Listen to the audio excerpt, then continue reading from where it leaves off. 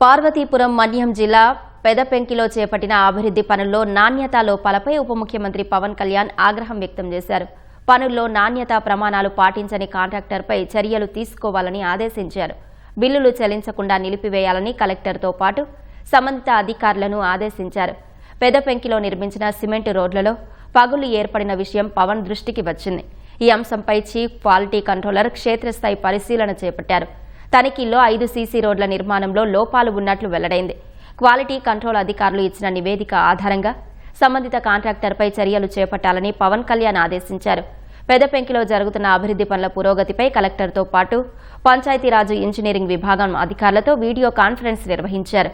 గ్రామంలో రోడ్లు, మ్యాజిక్ డ్రైన్ల నిర్మాణ పనులను త్వరితగతిన పూర్తి చేయాలని అధికారులను ఆదేశించారు.